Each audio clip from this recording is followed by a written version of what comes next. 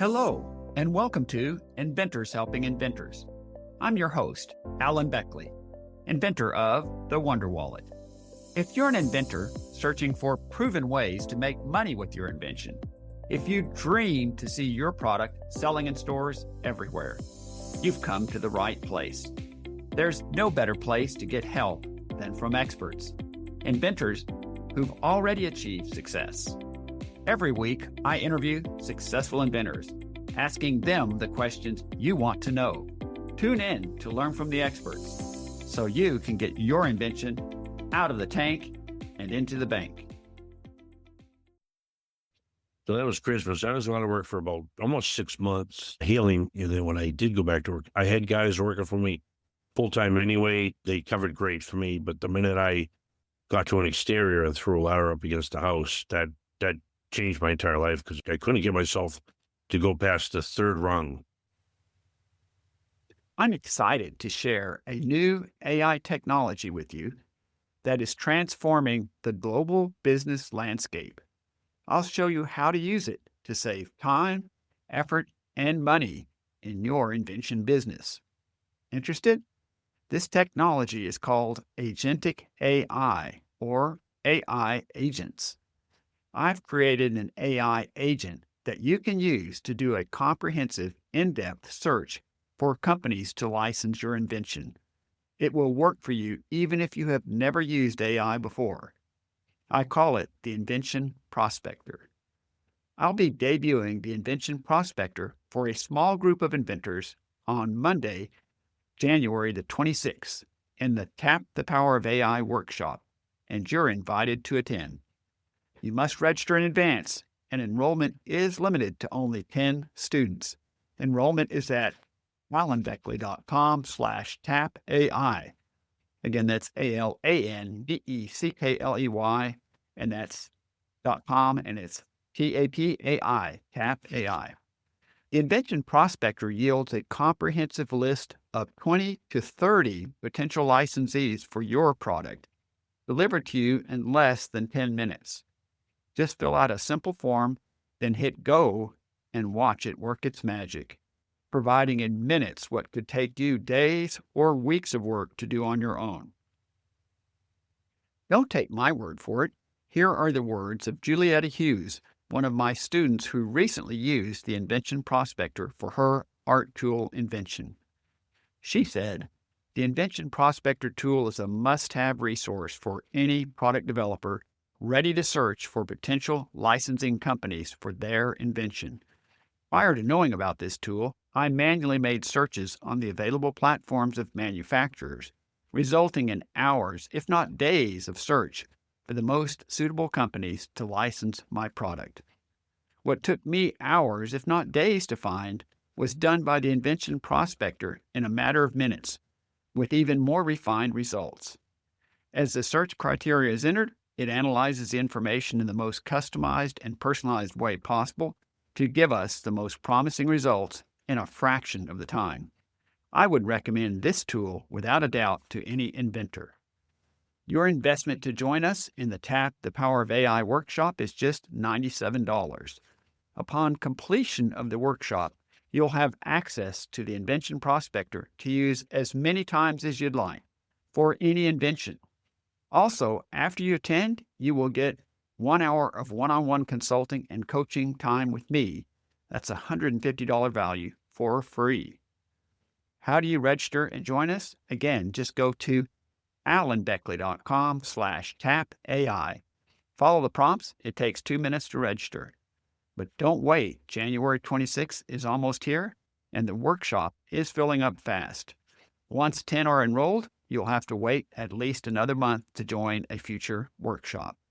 Again, you can enroll now by going to alanbeckley.com/tapai. I look forward to helping you to spend less time looking for companies and more time inventing new products. I'll see you on Monday night, the 26th of January, in the workshop. Welcome to episode number 580. Today marks the beginning of the 7th year of this podcast, and I wouldn't have been able to do it if it weren't for all of you listeners out there faithful listeners who recommend the podcast to your friends, who write up wonderful 5-star ratings, and more than anything, who continue to listen to this podcast. So thank you. I hope to be doing this for another 7 years. So to kick off episode number 580, today I interview John Goneau. John Goneau grew up in the suburbs of Boston and attended Minuteman Tech Trade School. He's been a lifelong artist and painter and has helped businesses and homeowners as a contractor since he graduated. 7 years ago, he had a life-changing experience that nearly cost him his life, but also served as the aha moment that inspired his invention. While helping a homeowner to hang house lines in cold weather, his foot slipped on a rung of the ladder. He fell 26 feet onto a metal picket fence, suffering broken ribs and a broken back. Quick responding paramedics saved his life. This near tragedy led him to invent the Perch, a platform that offers solid, non-slip footing and can be easily and securely added to any metal ladder in minutes. Now, millions of contractors and homeowners have a device to give them firm footing on ladders so they can work confidently and safely, dramatically reducing the risk of injury or death from falls. Today, he sells the Perch on his website and is working to get it into retail stores and possibly licensed. You'll want to listen to this entire episode where John shares how he discovered even a seasoned contractor can slip and fall from conventional ladders from just a moment of inattention or distraction. Also, how years of working on conventional ladders caused him foot damage and back injuries from standing on narrow rungs that don't support feet properly. And finally, how he's found it can be very challenging to get the attention and interest of retailers, even with a proven product that reduces risk from falls. Now let's get right to our interview with John Goneau. John Goneau, it's a pleasure to have you on the podcast with us today. Thank you very much. You bet. John, could you share a bit of your background with our listeners? Where did you grow up and go to school, and what did you do before you became an inventor? Could you share that with our listeners? Sure. I grew up in Somerville, Massachusetts, moved to Arlington, Mass. I spent most of my time growing up in Arlington. Went to trade school for high school, went to Minuteman Tech in Lexington, Mass. I've always been an artist, and then painting just became like second nature to me. So I've been painting my whole life. So that's interesting. And it's also a somewhat common thread that I see with inventors, in that usually you've had a diverse skill set in different things you've done during your life. And obviously some kind of creative urge or creative endeavor earlier in life that has facilitated becoming an inventor. Trade school would certainly be aligned with that, and as well as being an artist as well. So I'd like to shift a little bit and ask you, can you briefly share with our listeners the aha moment, the event that happened that caused you to invent your innovative ladder safety product called the Perch? Could you share the story and the aha moment with our listeners? Sure, again. So about 7 years ago, I had a client call me up, and the next door neighbor in East Boston was complaining that the house lines were still hanging in their driveway. So he called me like 2 days before Christmas. So I'm like, seriously? And he's like, can you go down the day before Christmas, 7 o'clock, just throw a ladder up against the house, hang them, and I'll meet you there and I'll take a check. You know, as soon as he said check, I'm right on it. So I did that. And then I threw the ladder up against the house. I forked the ladder into her driveway, went up the ladder and grabbed the house lines. And I was about 26 feet up in the air when I took the step up, and it was just icy and wet on the rung. And then off the rung I went. I fell 26 feet. I landed on a 10-foot metal picket fence sideways. So I was impaled sideways, unfortunately. And that basically, that changed everything I did from that moment on. It must have been just a super frightening thing that happened so suddenly and so unpredictably. I would say. And also, you can see your life flash before your eyes, I imagine, when something like that happens, especially when you fall into a metal picket fence like that, where, you had some serious injuries and you could have died, I would imagine. Yeah. If it wasn't for the paramedics showing up, I would have bled out right on the job site, which would have been horrible, but they were fast. I was able at some point in time to pull myself off the pickets. I had broken 5 ribs. I broke my back. I had one picket go right through 2 of my ribs. It just missed my lung. I would have never made it if it had pierced my lung. But I'm very lucky that I survived that. Most people that have an accident on a ladder now, the average is 10 feet, and someone could fall to their death. So I was very lucky that I survived that. That's amazing. And again, what I suspect you took away from it is there's got to be a better way. There's got to be a safer way, is probably the thought process that you came up with when you went through all of that, right? Oh, absolutely. I was out of work.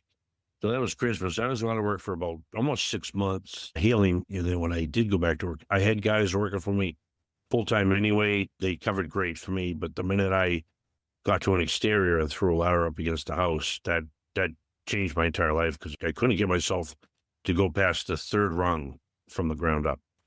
I could get that. Yeah. Looking at your website, it appears that your product, the Perch, is readily attachable to just about any metal ladder, especially those used frequently by painters and other contractors. What would you say is the biggest problem that it solves for buyers and for users? Definitely one thing is the fatigue aspect of it. Standing on any type of aluminum fiberglass ladders. My brother's an electrician, so he uses fiberglass, but the rungs are only 1 3/4 wide. So it causes a lot of strain on your back, your knees, especially your feet. I have permanent feet damage.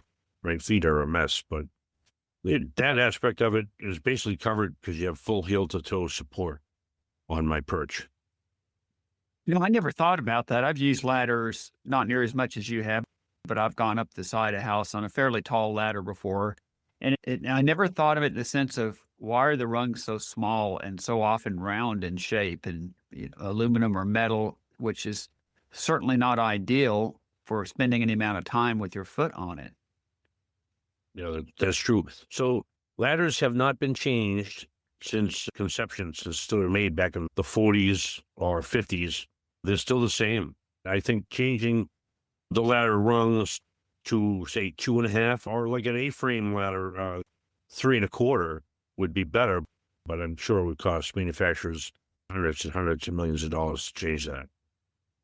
Could you describe for our listeners what the Perch looks like and then how it functions?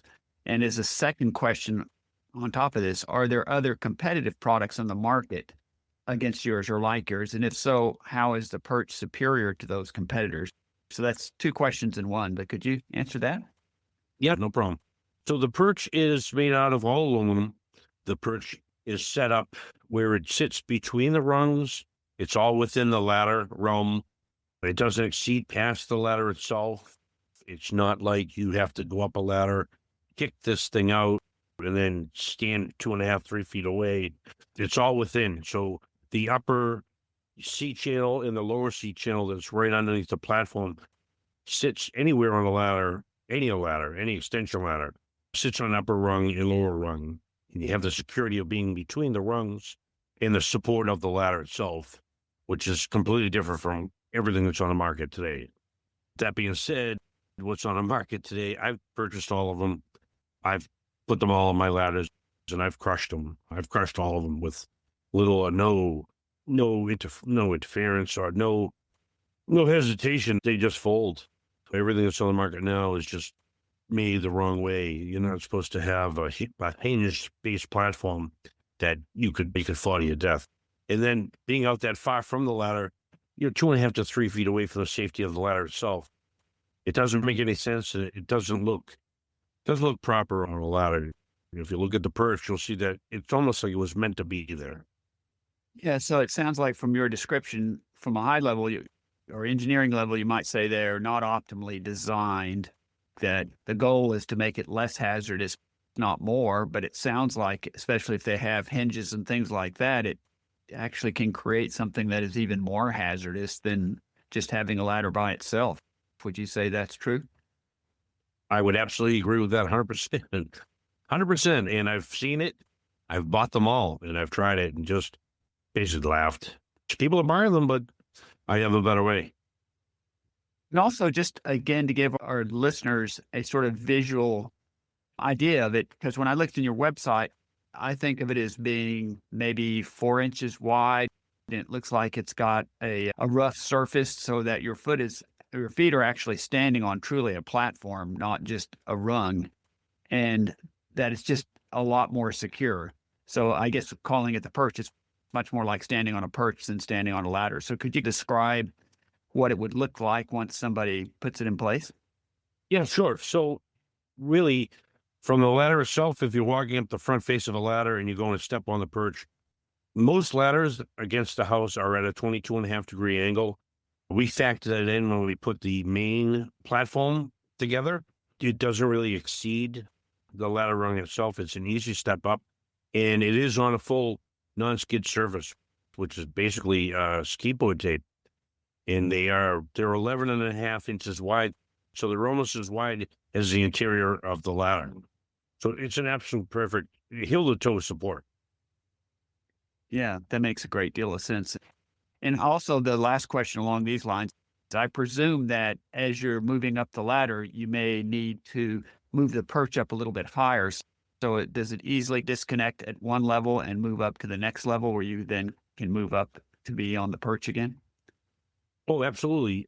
The upper and lower seat channels that go over, they slip over the rungs, and you can basically grab it from the front lip of the main platform and just lift it right off. Put it up and down the ladder any way you want.